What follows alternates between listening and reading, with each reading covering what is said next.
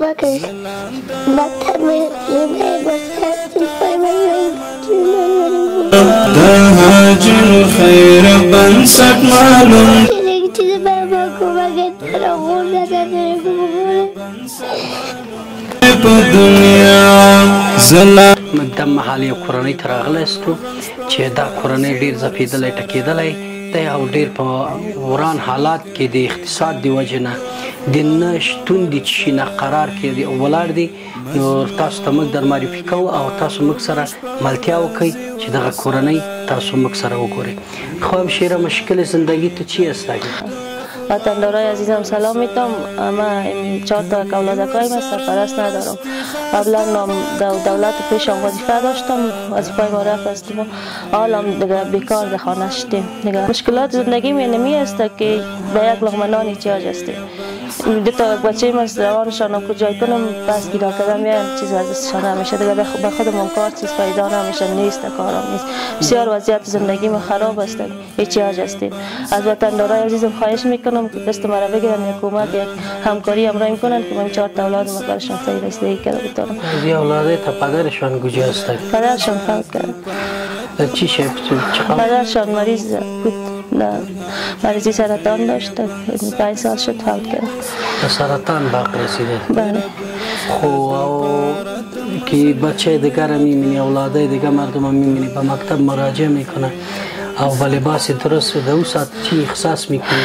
احساس بسیار احساس جگرخونی میکنم که میالم 2 تا دختر میدم کوچه ما همسایه را دید برای شان سودا ورده بود دویده که رفت کاکا برای اشتکای چیز آورد. بسیار جگرم خونش تمام دل غصه در دلم آمد، کاش یک چیز برای شما میبود ما میالدیم. به خدا این شوتیر شد، این 2 تا دختر ریزر خواب برد خودم بالای سرشان شدیم گیران کردیم دیگه. غیر از گیران کدام چیز دیگه درستم نمیاد. چی کنم، کجا برم، چه رقم کنم، نمیتونم هیچ چیز کردن. تمو وقت چی احساس میکنی از زندگی؟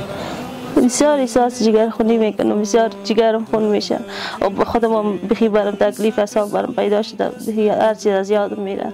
وقتی که طفلکایم پشت هر چیز گیران میکنن، هر چیز از پیش ما تقاضا میکنن میتونن، من جگرم خون میشه، جگرخونی میکنم، بخی تکلیف حساب برم پیدا. سلام علیکم کاغا جان، بابا کمکش مکتب زنده باشه پای من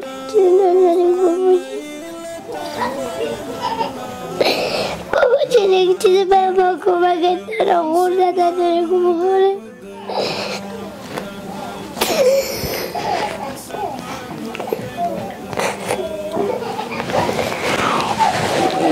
چی بچه میکرد کمک کنیم بگو؟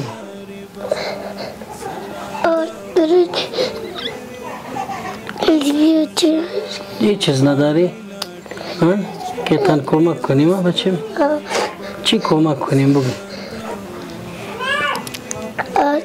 برای لیبیوزه که تن کمک کنیم؟ در خانه تن نداری چیزی؟